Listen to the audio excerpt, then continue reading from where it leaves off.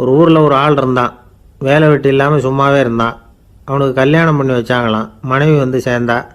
சும்மாவே உட்காந்துருக்கிறியே, ஏதாவது சம்பாதிக்கிற வழியை பாரு அப்படின்ட்டுருக்கா. அதுக்கு தான் யோசனை பண்ணிகிட்டு இருக்கிறேன். ஒரு அருமையான ஐடியா அப்படின்னு நானா. என்ன அது சொல்லு அப்படின்ட்டுருக்கா. அவன் ஒரு ஆட்டுக்குட்டி வாங்க போகிறேன்ருக்கான்.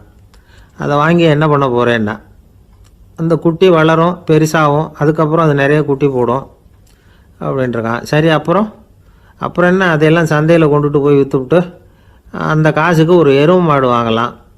சரி, அது எதுக்கு? எருவு மாடு நிறைய பால் கொடுக்கும். அதை கொண்டுகிட்டு போய் பால் பண்ணையில் கொடுப்பேன், அல்லது நானே விற்றுருவேன்.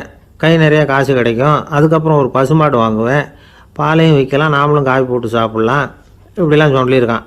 அப்போ அந்த பொண்ணு சொல்லிச்சான், அடுத்த தெருவில் இருக்கிற எங்கள் அம்மா வீட்டுக்கும் கொஞ்சம் பால் கொடுத்து அனுப்பலாம் அப்படின்ட்டுருக்கா அந்த பொண்ணு. இந்த இடத்துல கணவனுக்கு கோபம் வந்துட்டுது. அது எப்படி உங்கள் அம்மா வீட்டுக்கு எதுக்கு கொடுக்கணும், அதெல்லாம் முடியாதுன்றிருக்கான். இந்த இடத்துல சண்டை ஆரம்பமாயிட்டுது.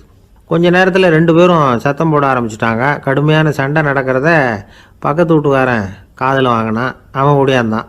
அவனுக்கு தெரியும், வாங்காத மாட்டுக்காக இப்படி சண்டை போட்டுக்கிட்டு இருக்கிறாங்கங்கிறது அவனுக்கு புரியும். அவன் ஓடி வந்து சொன்னான், ஏண்டா உன்னோட பசுமாட்டை ஒழுங்காக கட்டி போடக்கூடாதான்ருக்கான். என்னடா சொல்கிறேன்னா, இவன் உன் மாடு என் தோட்டத்தில் வந்து மேய்ஞ்சுட்டுது, பயிரெலாம் நாசமாயிட்டுது, 10,000 ரூபா அளவுக்கு சேதம், அதை வாங்கிட்டு போகிறதுக்கு தான் வந்தேன், குடுறா 10,000 நானா. இவன் அரண்டு போயிட்டான். அப்புறம் சொன்னான், டேய் நான் இன்னும் மாடே வாங்கலையே, அதுக்குள்ளே அது வந்து எப்படிடா உன் தோட்டத்தில் மேயும், என்னடா உளர்றேன்ருக்கான்.